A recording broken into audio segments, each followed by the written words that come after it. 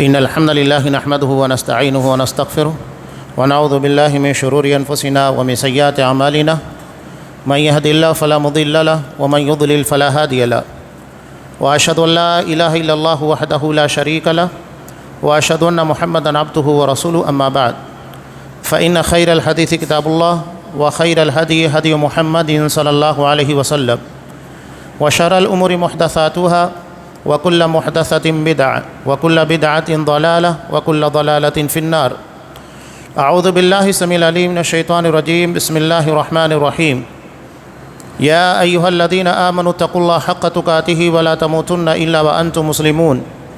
يا أيها الناس اتقوا ربكم الذي خلقكم من نفس واحدة وخلق منها زوجها وبث منهما رجالا كثيرا ونساء واتقوا الله الذي تساءلون به والأرحام إن الله كان عليكم رقيبا. يا أيها الذين آمنوا اتقوا الله وقولوا قولا سديدا يصلح لكم أعمالكم ويغفر لكم ذنوبكم ومن يطع الله ورسوله فقد فاز فوزا عظيما. وعن أبي هريرة رضي الله تعالى عنه قال قال رسول الله صلى الله عليه وسلم ستأتي على الناس سنون خداعة يصدق فيها الكاذب ويكذب فيها الصادق ويخون فيها الأمين ويؤتمن فيها الخائن ويظهر فيكم الرويبضة. قالوا وما الرويبضة يا رسول الله؟ قال السفي يتكلم في أمر العامة. رواه أحمد في مسنده. تمام قسم کی تعریفات اللہ رب العالمین وحدہ لا شریک کے لائق و زیبا ہے، جو ساری کائنات کا تنہا خالق و مالک ہے، اور بے شمار درود و سلام ہو اللہ کے آخری نبی جناب کریم محمد رسول اللہ صلی اللہ علیہ وسلم کی ذات مقدسہ پر۔ محترم حاضرین، عزیز ماں اور بہنوں، آج سے ایک نئے سال کا آغاز ہوا جو کہ یکم محرم سے شروع ہوتا ہے۔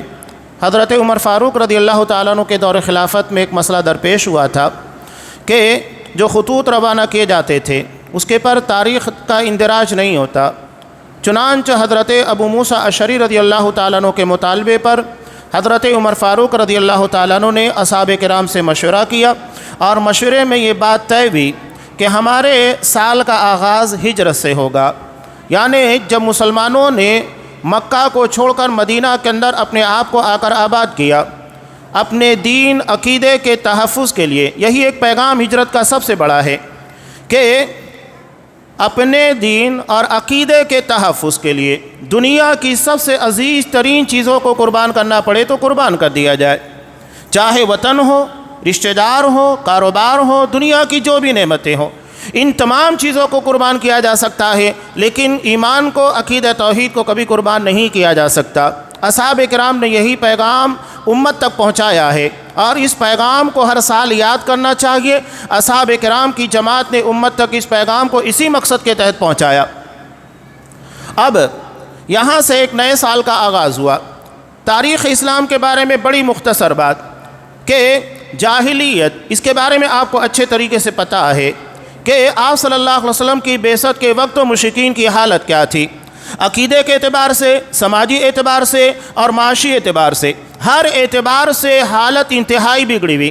عقیدے کا عالم یہ تھا کہ کعبۃ اللہ جو اللہ تبارک و تعالیٰ کی توحید کے لیے بنایا ہوا سب سے پہلا گھر تھا، وہاں پر اللہ کو چھوڑ کر 360 بت نصب کر دیے گئے، یعنی اللہ کے ساتھ ساتھ ان لوگوں کو بھی حاجت روائی اور مشکل کشائی کے لیے پکارا جا رہا تھا۔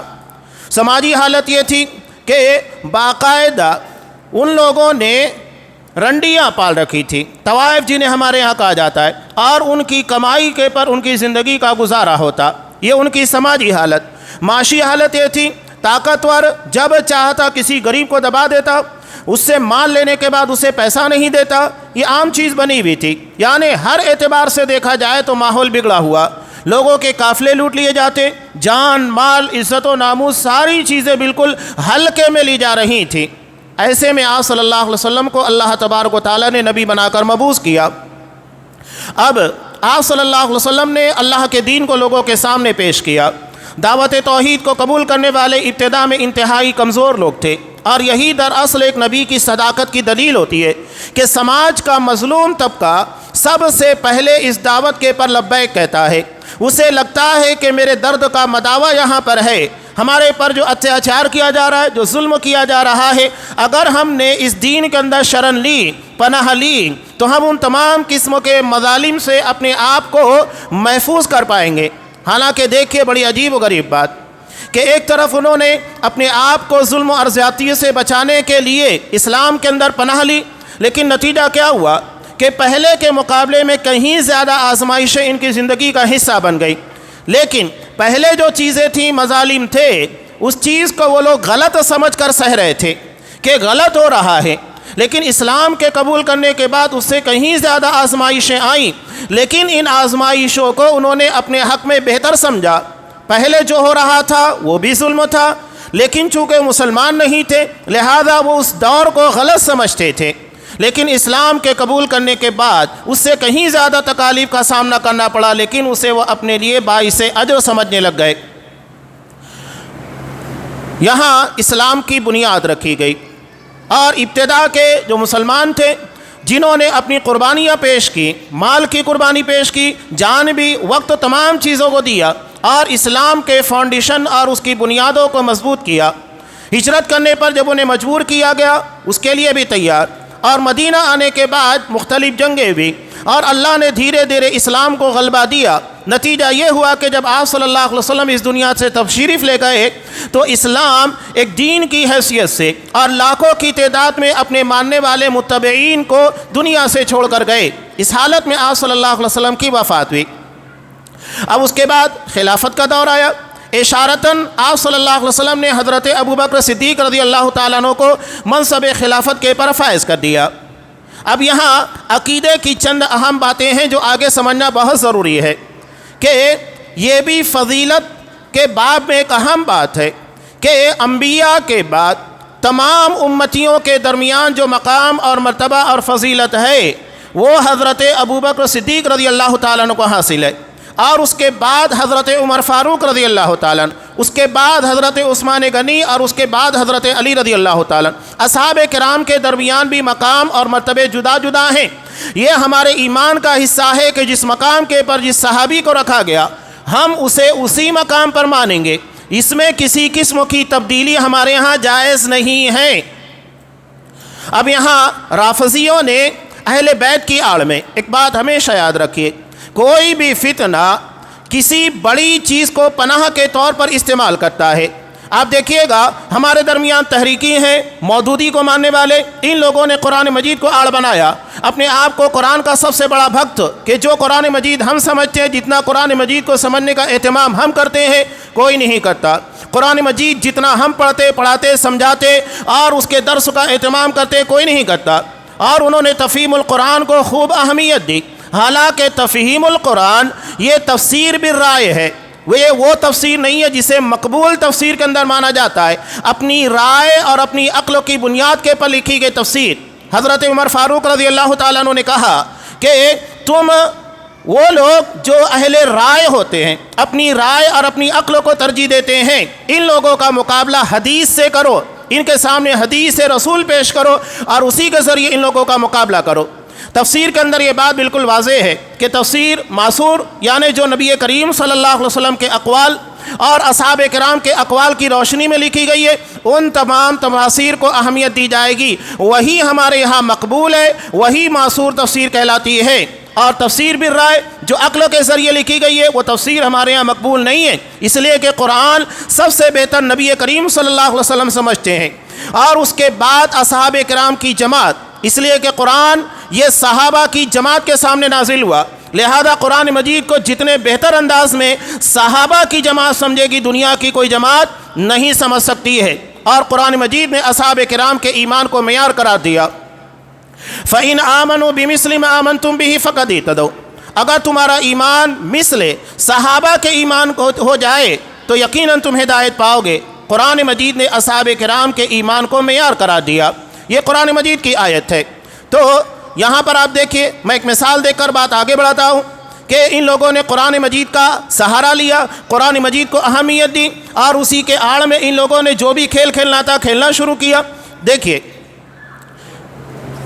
آپ آیت الکرسی پڑھتے ہیں، یہ اہل سنت والجماعت کا عقیدہ ہے کہ قرآن مجید کے تعلق سے جو بھی باتیں خاص طور سے عقائد سے منسلک جو جیسا بیان کیا گیا ویسا ہی مانا جائے گا، اس میں کسی قسم کی تبدیلی یا انہیں کسی اور طریقے سے پیش کرنا، اس کی تعویل کرنا یا اس کی کیفیت بیان کرنے کی کوشش کرنا یا اسے تشبیہ دینا، یہ تمام چیزیں عقیدے کے باب میں منع ہیں۔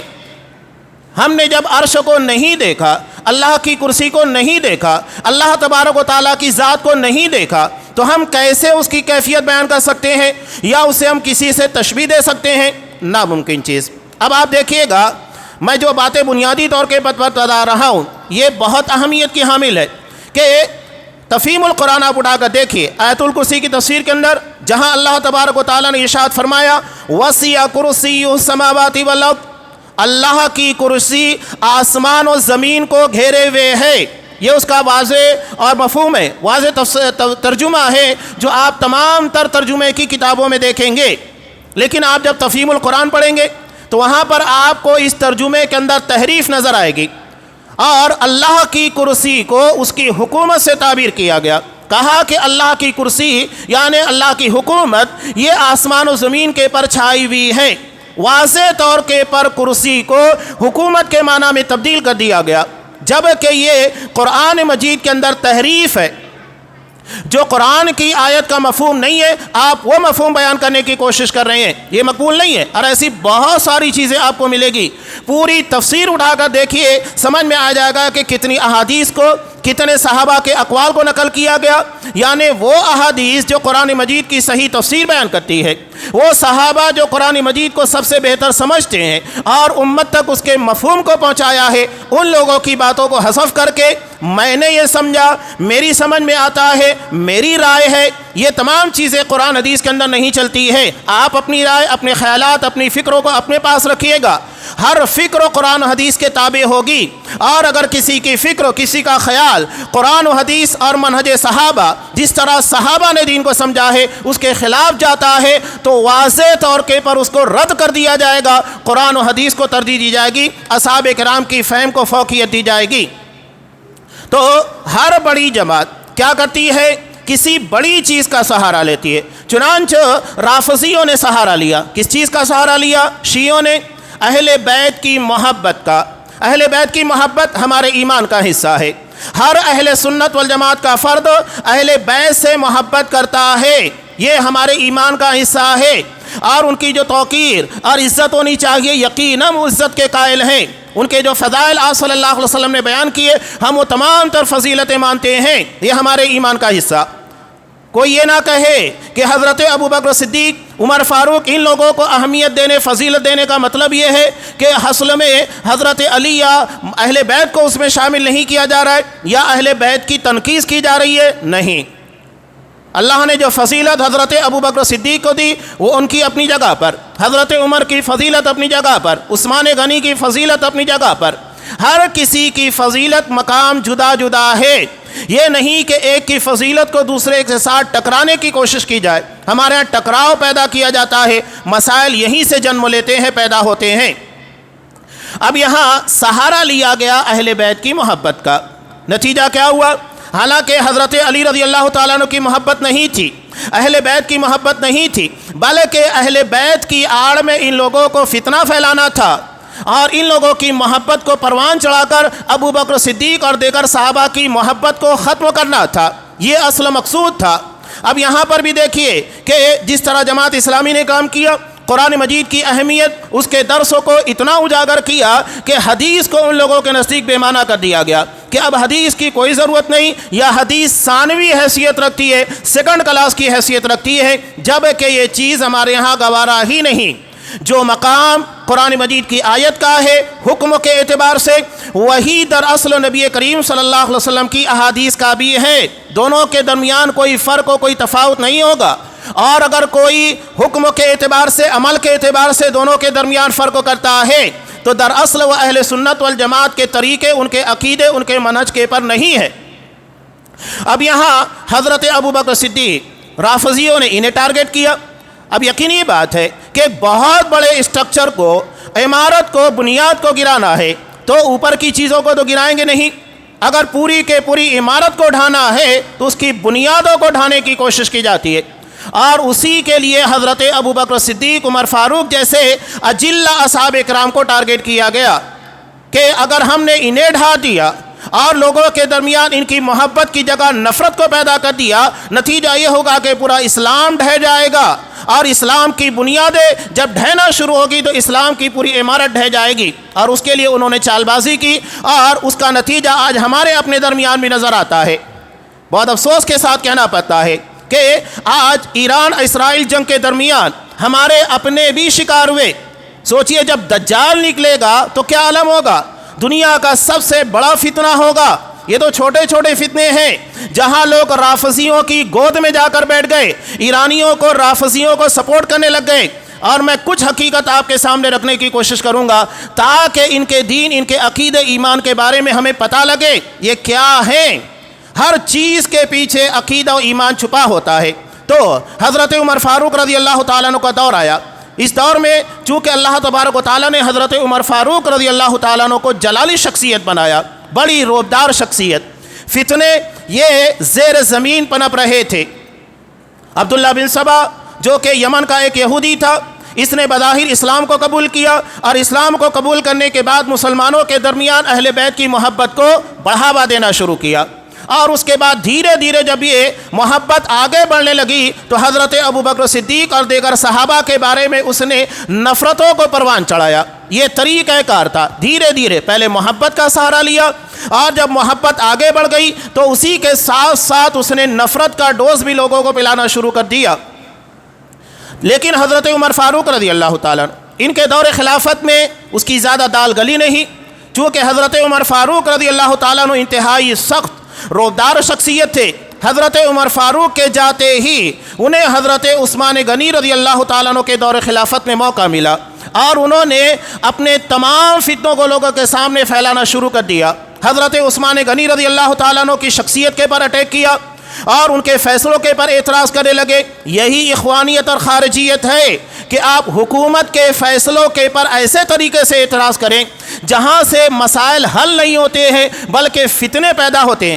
آپ کو حکمرانوں کی اصلاح کرنے کا یقیناً ذمہ دیا گیا ہے، لیکن اس کا ایک طریقہ ہوتا ہے، یا ایک سمپل سی بات عام طور سے کہتا ہوں، آپ جماعتی تناظر میں بھی اس کو رکھیے گا کہ اگر کسی شخص کو پیٹ میں درد ہے، دانت میں درد ہے، سر میں درد ہے، تو اپنے علاج کے لیے اس کو کیا کرنا چاہیے؟ اس کو کیا کرنا ہے؟ ڈاکٹر کے پاس جائے، چیک اپ کرائے، وہ دوا دے گا، اس کا مسئلہ حل ہو جائے گا۔ یہ طریقہ ہے۔ لیکن اگر وہ شخص پورے سماج اور محلے کے اندر بتائے میرے پیٹ میں بہت درد ہے، بہت سر دکھ رہا ہے، تو کیا اس کا مسئلہ حل ہوگا؟ نہیں حل ہوگا۔ اسے اپنے مسئلے کو حل کرنے کے لیے ڈاکٹر کے پاس جانا ہے۔ یہی ہمارا مسئلہ ہے، امت کا بھی مسئلہ ہے، جماعت کا بھی مسئلہ ہے کہ جہاں حل ہونا چاہیے وہاں پر ہم باتیں نہیں کرتے ہیں، بلکہ اسے لوگوں کے درمیان خوب زور و شور کے ساتھ ڈھنڈورا پیٹنا، اپنے آپ کو مظلوم بنانا، معصوم بتانا، بہت ظلم ہو رہا ہمارے پر، بہت زیادتی ہو رہی ہے، میں تو یہ کر سکتا ہوں، میں تو وہ کر سکتا ہوں۔ کرنا کچھ نہیں ہے۔ ڈھنڈورا پیٹنے والے کبھی کچھ کر نہیں پاتے ہیں۔ آج بھی وہی معاملہ ہے۔ عالمی سطح کے پر ایک شخص حضرت علی رضی اللہ تعالیٰ عنہ کا معاملہ اٹھاتا ہے۔ حضرت امیر معاویہ کا 28-12 نمبر حدیث بہت اچھے طریقے سے یاد ہے بخاری کی، جہاں پر آپ صلی اللہ علیہ وسلم نے حضرت عمار بن یاسر رضی اللہ تعالیٰ عنہ کے تعلق سے کہا کہ تمہیں ایک باغی جماعت قتل کرے گی۔ اب وہ باغی جماعت کون سی ہے؟ سب کو پتا ہے، وہ خارجی تھے۔ وہ حضرت امیر معاویہ رضی اللہ تعالیٰ عنہ کی جماعت صحابہ کی جماعت نہیں تھی، بلکہ یہ خارجی تھے۔ اور میں خاص طور کے پر کہتا ہوں، فتنوں کی سمجھ کے لیے جب تک ہم حضرت امیر معاویہ رضی اللہ تعالیٰ، حضرت علی رضی اللہ تعالیٰ عنہ کے درمیان کے معاملات کو نہیں سمجھیں گے، کبھی بھی ہم اپنے جماعتی یا قومی مسائل کو نہیں سمجھ پائیں گے۔ اب کیا ہوا؟ حضرت علی رضی اللہ تعالیٰ عنہ، حضرت امیر معاویہ رضی اللہ تعالیٰ عنہ، ٹھیک ہے، سیاسی طور کے پر ان لوگوں کے درمیان اختلاف ہوا۔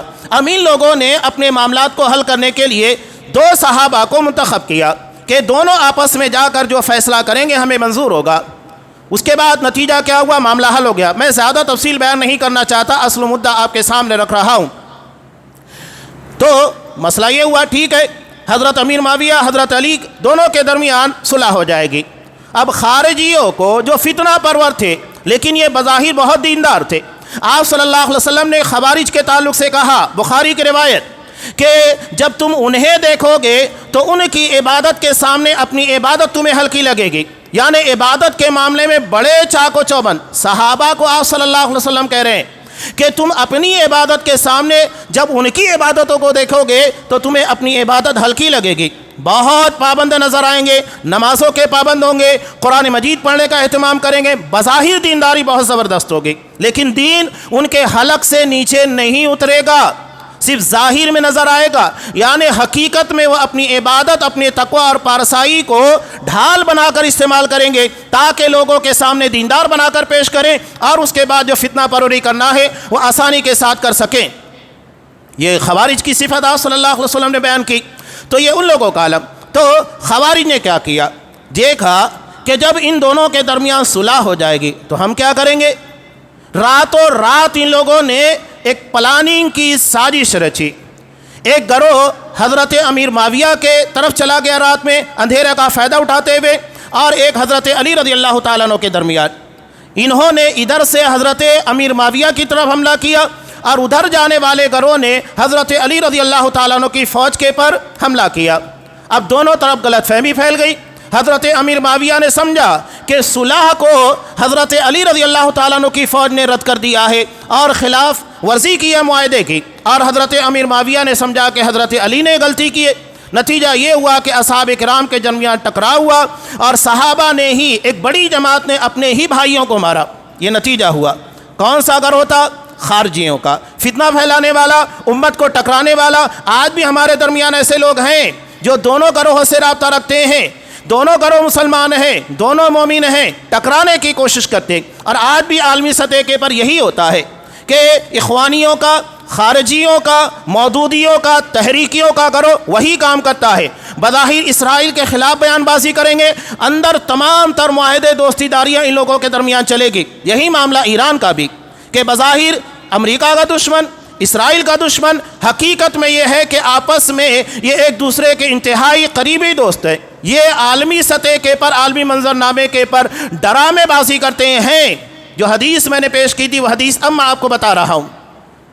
مسند احمد کی روایت, آپ یہاں سے لے کر عالمی سطح تک دیکھیے. یہ حدیث مسند احمد میں کئی مقام کے پر ہے, مختلف الفاظ کے ساتھ. یہ حدیث جب آپ پڑھیں گے, آج جو منظرنامہ ہمارے سامنے پیش ہوا ہے سمجھ میں آ جائے گا. آپ صلی اللہ علیہ وسلم نے ارشاد فرمایا, ستاتی علی الناس سنون خدا, ان قریب لوگوں کے پر بہت دھوکہ دینے والے سال آئیں گے. ایسا سال بھر لوگوں کو دھوکہ دیا جائے گا, اور یہ ایک نہیں کئی سال ہوں گے, اور کثرت سے لوگوں کو دھوکہ دیا جائے گا. یہ عالمی سطح کے پر وہی ہو رہا ہے. یہ ایران اسرائیل کی جنگ وہی دھوکے کا حصہ ہے جو آپ صلی اللہ علیہ وسلم نے بیان کیا. ستاتی علی الناس سنون خدا, ان قریب لوگوں کے پر دھوکہ دینے والے سال آئیں گے, بہت دھوکہ دیا جائے گا تمہیں.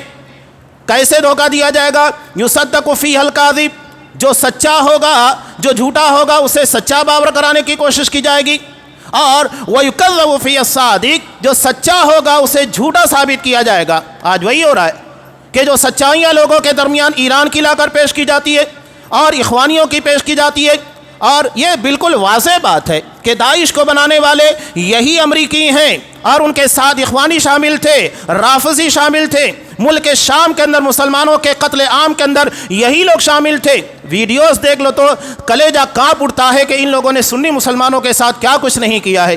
دیکھ نہیں سکتا ہے, کلیجہ کانپ جاتا ہے. اور میں جو بنیادی باتیں بتاؤں گا سمجھ میں آئے گا کہ آخر یہ تمام لنک کہاں سے جڑی ہے. کوئی چیز عقیدے سے خالی نہیں ہے, ہر جگہ عقیدے کا عمل دخل ہے. لوگ کہتے ہیں عقیدہ کیا ہے؟ ہر جگہ عقیدہ ہے. یہ یہودیوں کے بارے میں, یہودیوں کا عقیدہ, ان کی تلمود مشہور فقہ کی کتاب ہے, اس کے اندر واضح طور کے پر ان کا عقیدہ ہے پوری دنیا دراصل یہودیوں کی ملکیت ہے. پوری دنیا یہودیوں کی ملکیت ہے, اور وہ جب چاہے اپنی ملکیت, اپنی پراپرٹی کے پر قبضہ کریں, چاہے چھینے, جس طریقے سے چاہے قبضہ کرے, اور اسی تھیوری اور اسی فکر کی بنیاد کے پر, عقیدے کی بنیاد کے پر فلسطین کے پر حملہ کرتے ہیں. ان کا عقیدہ ہے زمین ہماری ہے اور ہم جب چاہیں جیسے چاہیں چھین لیں. ٹھیک ہے, کچھ وقت کے لیے ہم سے چھین لیا گیا تھا, آج ہمیں موقع ملا ہے, آج ہم تم سے چھینیں گے. ہر چیز کے پیچھے عقیدہ. ان لوگوں کا عقیدہ ہے کہ اصل میں دنیا میں یہودی ہی عزت کے قابل ہیں, بقیہ جتنے انسان ہیں یہ تمام کے تمام سور اور بندر کی طرح ہیں. انہیں انسانی شکل صرف یہودیوں کی خدمت کے لیے دی گئی ہے، اور یہی عقیدہ آپ اٹھا کر دیکھیں گے منوسمرتی کے اندر ان لوگوں کی برادری کے اندر بنا کر رکھا گیا ہے کہ برہمن کو سب سے زیادہ اہمیت دی جائے، اسے کوئی سزا نہیں دی جائے گی، بڑے سے بڑے جرم کرنے کے بعد آخری سزا یہ ہوگی اس کو جلا وطن کیا جائے گا، تڑی پاڑ کیا جائے گا، جیسا کہ آپ نے ہندوستان کے منظرنامے کے اندر دیکھا کہ سارے واضح ثبوتوں کے باوجود کیا کیا گیا، صرف اتنا کیا گیا کہ تڑی پاڑ کیا گیا، اور وہ تڑی پاڑ بن گیا، اس لیے کہ منوسمرتی کے اندر وہی قانون ہے کہ کسی برہمن کو اس سے زیادہ سزا نہیں دی جائے گی۔ ہر چیز کے پیچھے عقیدہ ہے، یہ مت بات کیجئے گا کہ عقیدے کے بغیر یہ صرف سیاست چل رہی ہے، سیاست کے اوپر بھی عقیدہ ہے، سیاست کے رنگ میں ان چیزوں کو رنگنے کی کوشش کی جا رہی ہے، حقیقت میں عقیدہ ہے۔ تو آپ صلی اللہ علیہ وسلم نے کیا کہا؟ جو سچا ہوگا اسے جھوٹا، جو جھوٹا ہوگا اسے سچا ثابت کرنے کی کوشش کی جائے گی۔ اور آج لوگوں کے درمیان جب حقیقتیں بیان کی جاتی ہیں تو ماننے کو تیار نہیں۔ ہمارا کام ہے بتا دینا، ماننا ہے مانو، نہیں ماننا ہے مت مانو، ہماری ذمہ داری صرف حقیقت کو واضح کرنا ہے۔ اس کے بعد آپ نے کہا وَيُخَوَّنُ فِي الْأَمِينَ وَيُطْمَنُ فِي الْخَائِنِ، جو امانت دار ہوگا اسے خائن ثابت کرنے کی کوشش کی جائے گی، اور جو خائن ہوگا اسے امانت دار بتایا جائے گا۔ عالمی منظرنامے کے پر وہی ہے کہ آج سعودی عرب، کویت وغیرہ یہ پوری امت مسلمہ کا درد اپنے اندر رکھتے ہیں، جتنی خدمات انجام دیتے ہیں، چاہے فلسطینیوں کی بات کہیے، حجاج کرام کی بات کہیے، پوری دنیا کے اندر مسلمانوں کی بات کہیے، بلکہ مسلمانوں کے ساتھ ساتھ غیر مسلموں کی بھی۔ آپ نے دیکھا 2000 کے آس پاس ہندوستان کے اندر جب گجرات کے اندر زلزلہ آیا تھا، ایک بڑی شکل میں زلزلہ آیا، آپ کو حیرت ہوگی، نیوز پڑھیے، سب سے پہلے ہندوستان جو مدد پہنچی تھی وہ سعودی عرب اور کویت کی تھی۔ یہ بھی بتاتے چلو نا، سب سے پہلے ہندوستان کی مدد کرنے والے سعودی اور کویت تھے، اور کس بنیاد پر؟ کیا مسلمان؟ انہوں نے صرف انسانیت کی بنیاد کے پر مدد دی تھی، ہر جگہ آپ کو نظر آئے گا۔ لیکن جتنا بدنام اسے کیا جاتا ہے دنیا میں کسی کو نہیں کیا جاتا ہے۔ اور آج اگر ہم جماعتی سطح پر دیکھیں وہی ہے، جو جتنا اچھا کام کرے گا اسے اتنا بدنام کیا جائے گا، اتنے ایلیگیشن لگائے جائیں گے، اور اتنا زیادہ اس کے پیچھے لگتے ہیں۔ یہ حقیقی بات ہے۔ عالمی سطح کے پر دیکھیں، چاہے آپ جماعتی سطح کے پر انفرادی، جو جھوٹ بولے گا اسے ہم سچا سمجھتے ہیں، کیونکہ کام اور خدمات اس نے بہت انجام دی ہے، جھوٹ بولے گا چلے گا۔ عجیب و غریب بات ہے، ہمارے ہاں کوئی معیار نہیں ہے، کوئی اصول نہیں ہے، اور ہر کسی کس و ناقص کی بات کو مان لینا، سن لینا، یہ ہمارا ایمان عقیدہ ہے۔ ہم حدیث کو بہت چھان پڑک کر لیتے ہیں، حدیث کے ساتھ اہل حدیثوں کو بھی چھانٹنا پڑکنا سیکھیے گا، تب صحیح سمجھ میں آئے گا حقیقت کیا ہے۔ اب آگے آپ صلی اللہ علیہ وسلم نے ارشاد فرمایا وَيَظْهَرُ فِيكُمُ الرُّوَيْبَضَةُ، تمہارے درمیان رویبضہ کا ظہور ہوگا۔ صحابہ نے کہا کہ اللہ کے رسول یہ رویبضہ کون ہے؟ تو آپ صلی اللہ علیہ وسلم نے ایک جملہ کہا، اور اس ایک جملے میں دنیا کی ساری سچائی کو سمیٹ دیا۔ کہا الصفی یتکلم فی امر العام، ایک بیوقوف، اگر ہم اپنی زبان میں ترجمہ کریں سڑک چھاپ، اس کی کوئی ویلیو نہیں، کوئی عزت نہیں، کوئی نالج نہیں، اور نہ اس کے علم کا معیار یہ ہے، نہ اس کی سطح اتنی ہے اتنی بڑی بڑی چیزوں کے بارے میں باتیں کرے۔ الصفی یتکلم فی امر العام، ایک سڑک چھاپ آدمی بڑی بڑی چیزوں کے بارے میں جو انٹرنیشنل سطح کے پر، عالمی سطح کے پر باتیں ہو رہی ہیں، معاملات ہو رہے ہیں، سعودی کو یہ کرنا چاہیے، ایران یہ کر رہا ہے، ترکی یہ کر رہا ہے، اس بارے میں باتیں کریں گے، اور وہی ہو رہا ہے۔ ایک شخص کو جو بہت بڑا فین ہے مرزا علیم انجینئر مرزا کا، اور وہ حدیث رٹ کر آیا ہے 28-12، ایسے لوگوں کو سامنے بٹھا کر پوچھئے چلو یہ بتاؤ کہ ایمان کے کتنے ارکان ہیں، اسلام کے کتنے ارکان ہیں، نہیں بتا سکتا، یعنی انہیں اپنے عقیدے کے بارے میں علم نہیں ہے، جو ہر شخص کے پر لازم ہے، اور ہر شخص کو اس کا جواب دینا، اس کی تیاری کرنا، اسے ماننا ہے، وہ بتانے کے لیے تیار نہیں۔ لیکن 28-12 کہ حضرت علی اور حضرت امیر معاویہ کے درمیان جنگ کا کیا مسئلہ ہے، اس کے پر برابر بحث کرے گا، جو ہماری ذمہ داری نہیں ہے۔ قرآن مجید نے صاف کہا تلک امۃ قد خلت لہا ما کسبت ولکم ما کسبتم، یہ ایک جماعت تھی گزر گئی، انہوں نے جو کیا وہ اس کو اپنا جواب دینا ہے، تم جو کرو گے تمہیں اپنا جواب دینا ہے، ہمیں اپنے بارے میں تیاری کرنا ہے۔ جب ہمیں سوال ہوگا تیرا رب کون، تیرا نبی کون، تیرا دین کیا ہے، اس کی تیاری ہمیں کرنا ہے۔ وہاں پر کوئی آ کر، کوئی انجینئر، کوئی ڈاکٹر آ کر ہمیں جواب نہیں دے گا، ہمیں خود اس کا جواب دینا ہے، اس کی تیاری کرنا ہے، اس کے مطابق اپنا عقیدہ، اپنا ایمان بنانا ہے۔ تو یہ فتنہ پھیلا۔ آپ صلی اللہ علیہ وسلم نے کہا کہ سڑک چھاپ لوگ، بیوقوف لوگ بڑے بڑے معاملات کے اندر باتیں کریں گے۔ آج آپ دیکھیے چائے کی ہوٹلوں کے پر 5 روپے 10 روپے کی چائے پیئیں گے اور انٹرنیشنل سطح کی باتیں کریں گے۔ جسے اپنے گلی کے گنڈے سے بھیڑنے کی طاقت نہیں، وہ اسرائیل کی باتیں کرتا ہے، اس کے خلاف ایسا ایکشن لینا چاہیے۔ یہ حالت ہماری بن چکی ہے۔ جنہیں اپنے ایمان، اپنے عقیدے کی فکر نہیں ہے، اسے دراصل عالمی سطح کی باتیں چاہیے کہ ایران یہ کر رہا ہے، ایران وہ کر رہا ہے۔ اب ایران کیا ہے اس کے بارے میں چند باتیں آپ کے سامنے بیان کرنا چاہتا ہوں۔ دراصل رافضیت اور شیعت کی تاریخ سمجھیے گا۔ بہت مختصر وقت میں چند باتیں میں صرف آپ کے سامنے پیش کروں گا۔ اس کی بنیاد ڈالنے والا عبداللہ بن سبا یہودی تھا۔ اب یہاں ایک بنیادی بات آپ کو بتا دوں تاکہ باتیں آگے سمجھ میں آئے۔ یہودیوں کی عقیدت اور ان کی فکر کیا ہے کہ پوری دنیا کے اصل مالک یہودی ہے، لہذا حکومت کرنے کا اختیار انہی لوگوں کو ہے، اور بقیہ تمام لوگ حکومت، یہ عوام ہے، رعایا ہے، اور ان لوگوں کو یہودیوں کی خدمت کے لیے پیدا کیا گیا ہے۔ یہ ان لوگوں کی فکر، یعنی اصل مدعا کیا ہے؟ اقتدار، حکومت۔ اس کے بعد آپ دیکھیے رافضیوں کا، شیعوں کا، جن کی بنیاد رکھنے والا عبداللہ بن سبا یہودی تھا، وہی فکر جو یہودیوں کے یہاں تھی ان لوگوں کے یہاں پر بھی آئی کہ امام مہدی آئیں گے اور پوری دنیا کے اندر رافضیوں کا، شیعوں کا غلبہ ہوگا، اور جو ظلم و ستم سنیوں نے رافضیوں کے پر کیا ہے اس سے وہ انہیں نجات دلائیں گے۔ اور اسی رات کو جو بنایا جاتا ہے 15 شعبان، ان لوگوں کا عقیدہ ہے کہ 15 شعبان کی رات کو ان کا امام غائب نکلے گا۔ جو 15 شعبان کو عبادتیں کرتے ہیں، شب برات بناتے ہیں، غور کریں کہ یہ رات دراصل ہماری نہیں بلکہ ہمارے بدترین دشمنوں کی ہے۔ برات کا مطلب کوئی برکت والی رات نہیں بلکہ بیزاری اور نفرت والی رات ہے۔ یہ برات کا مطلب ہوتا ہے کہ ہم کسی سے برات کا اظہار کر رہے ہیں، یعنی نفرت کا، بیزاری کا اظہار کر رہے ہیں۔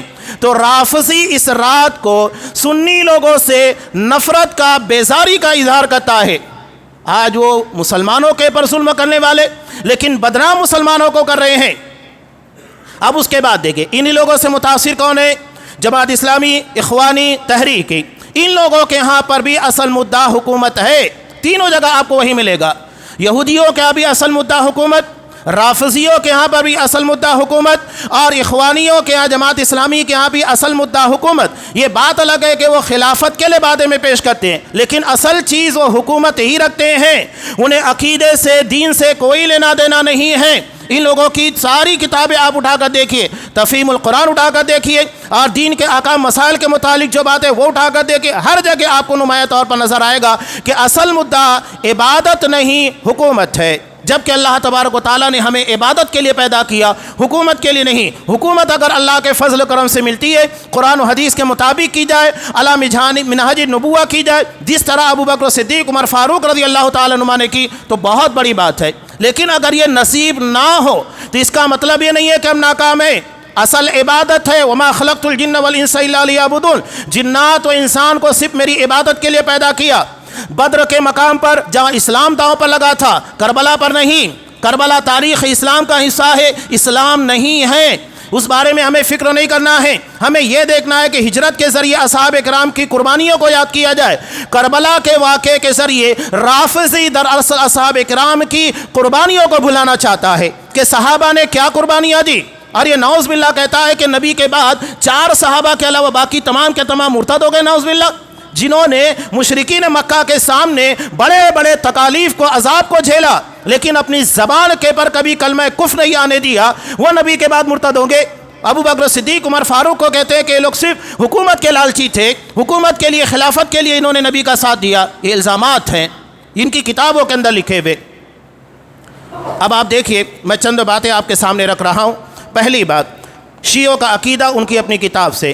ڈاکٹر وسیم المحمدی حفظ اللہ نے کتاب لکھی ہے ان لوگوں کی حقیقت سے متعلق، اس کتاب کو پڑھیے، زیادہ طویل نہیں ہے، 100 صفحات کے پر ہے، لیکن انہی لوگوں کی کتاب کی زبانی کہ ان کی اپنی کتابوں کے اندر کیا ہے۔ پہلی چیز، شیعوں کا عقیدہ، یہ ان لوگوں کی اپنی کتاب المنیہ والعمل فی شرح الملل والنحل، صفحہ نمبر 30 کے پر دیکھیے کہ عقیدہ لکھتے کہ حضرت جبرائیل علیہ السلام کو یہ ذمہ داری دی گئی تھی کہ وہ وحیوں کو لے کر حضرت علی رضی اللہ تعالیٰ عنہ کے پر نازل ہوں، یعنی حضرت علی کو نبوت دیں، لیکن انہوں نے خیانت کی اور انہوں نے نعوذ باللہ محمد صلی اللہ علیہ وسلم کو نبی بنا دیا۔ بتاؤ قرآن میں جسے جبرائیل امین کرا دیا گیا، امانت دار فرشتہ، آپ حضرت جبرائیل کی امانت کے پر، ان کی دیانتداری کے پر اعتراض کرتے ہیں کہ انہوں نے حضرت علی کے بجائے نبی کریم صلی اللہ علیہ وسلم کو نبی بنا دیا، نعوذ باللہ۔ اور کیا اللہ تبارک و تعالیٰ کو علم نہیں کہ کس کو دینا ہے، اور نہ حضرت جبرائیل کو اس کے بعد سوال جواب کیا جا رہا ہے؟ یہ ان کی اپنی کتاب، صرف میں عقیدے آپ کے سامنے پیش کر رہا ہوں، اس کی بنیاد کے پر اندازہ لگائیے کہ جماعت کتنی خطرناک ہے۔ یہ رافضی، یہ شیعہ کتنے بدترین ہیں، ہر چیز کے پیچھے عقیدہ چھپا ہوا ہے۔ اس کے بعد ان لوگوں کا سب سے اہم عقیدہ، ان لوگوں کی سب سے معتبر کتاب، جیسا کہ ہمارے یہاں بخاری ہے، ان لوگوں کے یہاں اصول کافی ہے، جس کے بارے میں ان لوگوں نے کہا کہ جب اصول کافی کو لکھا محمد بن یعقوب کلینی نے، ایک واسطے سے اس نے امام غائب تک اس کتاب کو پہنچایا، اور غار تک لے کر وہ آدمی گیا اور اس کتاب کو دیکھا، اور اس کے بعد امام غائب نے اس کے پر تبصرہ کرتے ہوئے کیا کہا؟ ھذا کافٍ لشیعتنا، یہ ہمارے شیعوں کے لیے کافی ہے۔ اسی لیے اس کا نام ہی اصول کافی رکھ دیا گیا کہ یہ شیعوں کے لیے کافی ہے۔ اس کتاب کے اندر کیا لکھا گیا ہے؟ لا دین لمن لا تقیّ، اس آدمی کا دین ہی نہیں جو تقیّہ نہ کرے۔ تقیّہ کیا ہے؟ تقیّہ سامنے والے کو دیکھ کر اس کے اعتبار سے اپنا رنگ، اپنا مذہب اور اپنی بات چیت کو ڈھال دینا، اپنی حقیقت کو چھپا لینا تاکہ اپنا دین بچایا جا سکے۔ یہ تقیّہ رافضیوں کے دین کا حصہ ہے، اور یہ کہتے ہیں کہ اگر کوئی تقیّہ نہ کرے تو وہ دراصل شیعہ ہی نہیں، یعنی جو جھوٹ نہ بولے دراصل وہ رافضی ہی نہیں۔ ابھی آپ نے دیکھا اپنے کمانڈروں کے بارے میں کہا مر گیا، اس کے بعد زندہ بھی کر دیا، جھوٹ، پوری دنیا کے سامنے جھوٹ۔ جو سچ بولے گا اس کی بات نہیں مانیں گے، ان جھوٹے اور مکار لوگوں کی باتوں کو مانا جاتا ہے۔ یہ ان لوگوں کے دین اور عقیدے کا حصہ۔ اس کے بعد ان لوگوں کے ہاں ایک اور چیز، تقیّہ کے بارے میں کتنی اہمیت دی گئی کہ ان لوگوں کی اپنی کتاب المقاصد المحرمہ، اس کے اندر کیا لکھتے ہیں کہ جس نے تقیّہ چھوڑ دیا، یعنی جھوٹ بولنا چھوڑ دیا، تو اس کا دین ہی نہیں۔ اور اس کے بعد لکھتے ہیں کہ اس نے گویا نماز چھوڑ دی، نماز کی طرح جھوٹ بولنے کو اہمیت دی گئی۔ اور اس کے بعد آگے ایک چیز اور نقل کرتے ہیں کہ حرمین کے اندر رافضی بھی جاتا ہے، شیعہ بھی جاتا ہے، ایرانی لوگ جاتے ہیں۔ وہاں جانے کے بعد اب وہاں ائمہ جو کہ سعودی عرب کے طے کیے ہوئے سنی ہیں، اہل سنت والجماعت کے، اہل سنت والجماعت کا مطلب جو صحیح عقیدے والے، یہ لوگ جو اپنا نام رکھ کر کہتے ہیں، یہ بھی ایک بہت بڑا دھوکہ ہے۔ میں بارہ کہتے رہتا ہوں، اہل سنت کا مطلب ہوتا ہے، سنت کا مطلب عقیدہ توحید ہے۔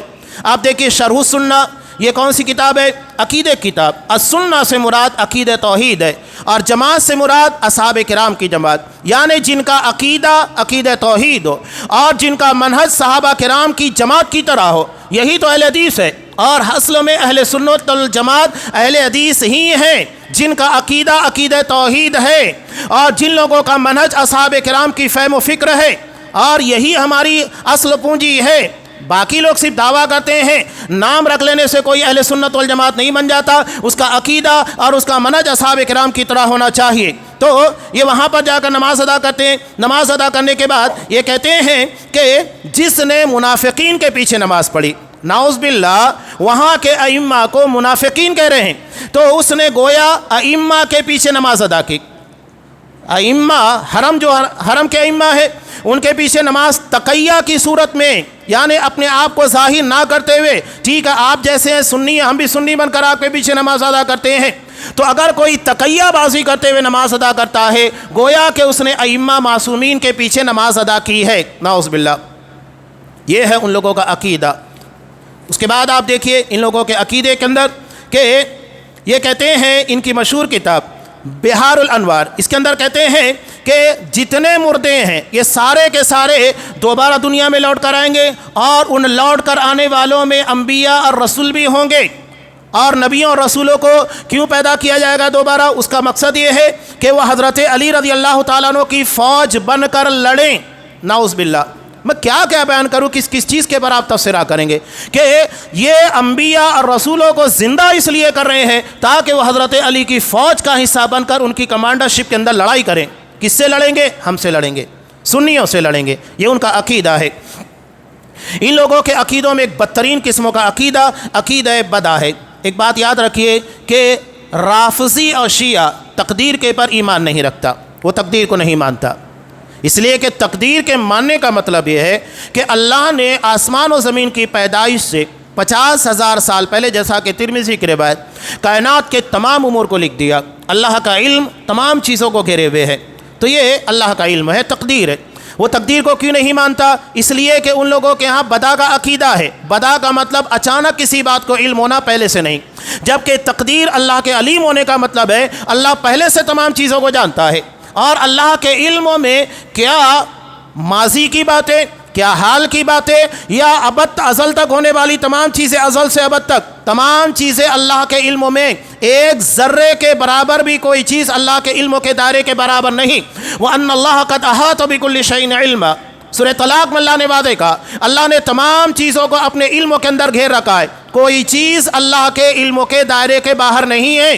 یہ قرآن مجید کی واضح آیت۔ لیکن رافضی شیعہ جو کہ عبداللہ بن سبا کے اولاد ذریت تھے، ایک یہودی نے ان کے دین کی بنیاد رکھی، اس کی بنیاد رکھنے والے نہ نبی نہ صحابہ ہیں، بلکہ اسلام کے خلاف رچی ہوئی ایک خطرناک قسم کی سازش ہے، عقیدہ بدا۔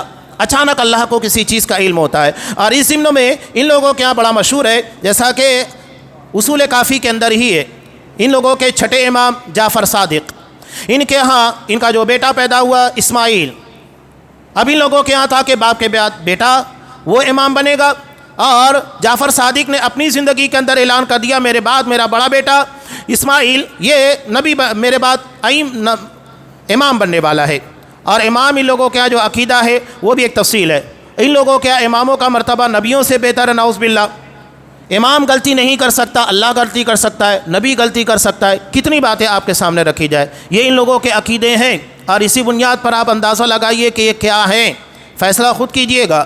تو ان کا بڑا بیٹا اسماعیل، اب ہوا یوں کہ بڑے بیٹے کی وفات جعفر صادق کی زندگی میں ہو گئی۔ اب لوگ سوال کرنے لگے کہ جب یہ آپ کے بعد امام بننے والا تھا تو اچانک آپ کی زندگی کے اندر کیسے؟ اب ان لوگوں کے عقیدہ ہے کہ امام جو پیدا ہوتا ہے وہ ران سے پیدا ہوتا ہے، وہ کیسے ہوتا ہے وہ بہتر جانتے ہیں، ان لوگوں کی کتاب اصول کافی کے اندر ہے، ران سے پیدا ہوتا ہے، سارے نبیوں کی کتاب کا اس کو علم ہوتا ہے، ازل سے ابد تک تمام چیزوں کے بارے میں جانتا ہے۔ تو سوال وہی پیدا ہوا کہ آپ جب تمام چیزوں کے بارے میں علم رکھتے ہیں تو اپنے بیٹے کے بارے میں بتاتے ہوئے آپ نے غلطی کیسے کر دی کہ وہ آپ کی زندگی میں ہی وفات پائے گا، اور آپ نے اس کو امام بنا دیا تھا کہ میرے بعد امام بنے گا۔ تو جعفر صادق نے کہا اس بارے میں نعوذ باللہ نقل کفر و نباست، کہا اللہ کو اس بارے میں بدا ہوا، یعنی اللہ کو اچانک معلوم ہوا کہ اسماعیل نہیں بلکہ میرا چھوٹا بیٹا موسیٰ کاظم میرے بعد امام بننے والا ہے، یہ اللہ کو بعد میں معلوم ہوا اچانک، پہلے سے اللہ کو علم نہیں تھا، نعوذ باللہ۔ اسی سے ان لوگوں نے عقیدہ بدا بنایا، یعنی اللہ کو اچانک کسی چیز کا علم ہوتا ہے، پہلے سے علم نہیں ہوتا ہے، نعوذ باللہ۔ اب کیا کیا چیزیں آپ کے سامنے پیش کی جائے کہ ان لوگوں نے انبیاء کے ساتھ کیا کیا، ان لوگوں نے نبی کے ساتھ کیا کیا، ان لوگوں نے تمام کے تمام صحابہ کو کافر کرا دیا، مرتد کرا دیا، یہ تمام چیزیں۔ آج بھی ایک تصویر میں نے شیئر کی تھی، وہ حقیقت ہے ایران کے اندر کہ جب وہ لیٹن کے لیے جاتے ہیں وہاں پر لکھا ہوتا ہے پہلے ابو بکر صدیق کا نام، اس کے بعد عمر فاروق کا، عثمان غنی کا، اور ان ناموں کے پر چلتے وہ لیٹرین میں جاتے ہیں، نعوذ باللہ۔ یہ رافضی ہے، شیعہ ہے، اسلام کا سب سے بدترین دشمن اگر کوئی ہوگا، یہودی بھی نہیں ہے، یہودیوں سے بدترین دشمن رافضی شیعہ ہے، اور جو لوگ ان کی سپورٹ کرتے ہیں سوچئے گا، عقیدہ تحویہ کی عبارت ہے، عقیدہ کا حصہ ہے، اور یہ وہی عقیدہ تحویہ امام تحوی ایک حنفی عالم ہے، اس کی شرح کرنے والے، شرح العقیدۃ التحویہ لکھنے والے ابن ابی العز حنفی ہیں۔ کم سے کم اپنے اماموں کی کتابوں کا لاج رکھیے گا۔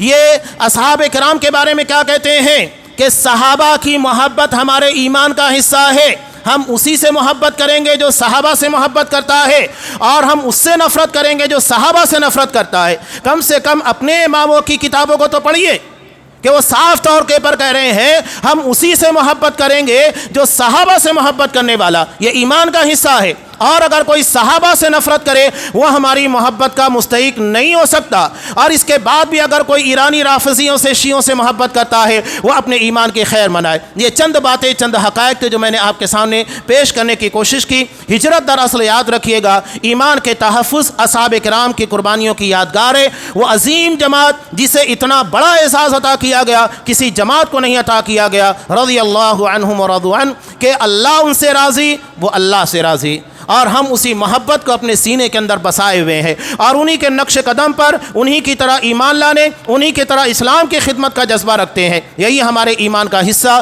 ہمارے ایمان کا تقاضا ہے، اور اگر کوئی اس چیز کو نہیں مانتا تو ہم اسے نہیں مانتے۔ اللہ تبارک و تعالی ہمیں صحیح باتوں کو سمجھنے اور اس کے مطابق عمل کی توفیق دے۔ ہر قسم کی گمراہیاں، خرافات، شرکیات، جھوٹ اور وہ تمام چیزیں جو آج پھیلا دی گئی ہیں، ہمیں ان تمام چیزوں سے محفوظ رکھے۔ خاص طور سے ہمارے نوجوانوں کو اس بارے میں صحیح راستہ، صراط مستقیم، صحیح فکر، صحیح عقیدہ سمجھنے کی توفیق دے۔ آمین۔